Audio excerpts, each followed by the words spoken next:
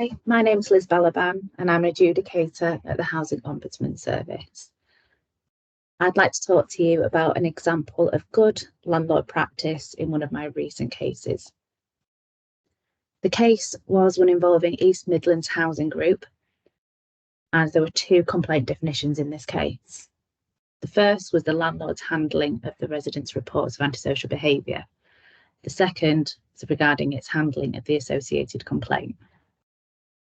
In July 2021, the resident reported that she and her neighbour had had an argument regarding CCTV cameras at the neighbour's property. She said her neighbour had threatened her, punched her teenage daughter, and had smashed the resident's phone on the ground. The landlord applied to court for a without notice injunction with power of arrest attached, and this was granted. Following the injunction being granted, the resident continued to report antisocial behaviour from her neighbour. The behaviours reported ranged from staring, loud music, littering, and verbal abuse. Much of the dispute related to CCTV cameras, which both parties had installed. Both claimed that each of those cameras infringed on their privacy. The landlord was unable to evidence any of the alleged breaches of the injunction and therefore did not take further action against the resident's neighbour. It was, however, provided with video evidence of the resident engaging in antisocial behaviour and warned her about this. In January 2022, the resident made a formal complaint saying she felt the landlord was siding with her neighbour. The landlord provided a Stage 1 complaint response in March 2022, offering £50 compensation for the delayed complaint response, but found there had been no service failure in its handling of the antisocial behaviour. It provided its Stage 2 complaint response in August 2022, and again found no service failure in relation to its handling of the ASB. We found there had been no maladministration in the landlord's antisocial behaviour handling. It had acted in line with its own antisocial behaviour policy and with accepted industry best practice. The landlord's actions were swift, reasonable, and proportionate in the circumstances of the case.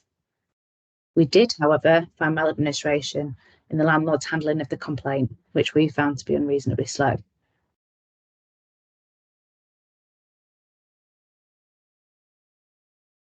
So, what was positive about the landlord's approach?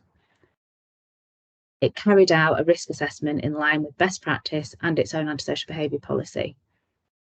The ASB Crime and Policing Act 2014 states it is good practice for landlords to assess the risk of harm to victims and that risk assessment should be continuous and organised.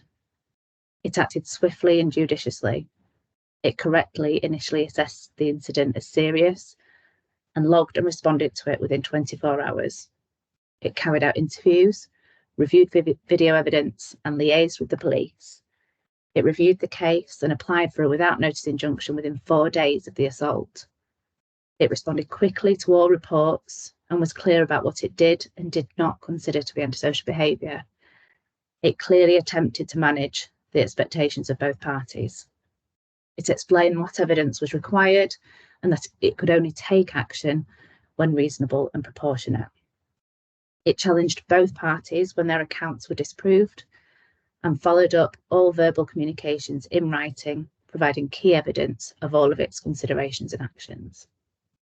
It took legal advice in relation to CCTV issues. The officer in the case realised that they were not an expert in the area and took advice from the landlord's legal team rather than give incorrect advice. When made aware of particular vulnerabilities, it showed empathy. It also provided rehousing advice and referred the family for support. I hope this case has been useful. If you have any questions or want to discuss the case with me, please feel free to give me a shout by email or on Teams. Thanks very much.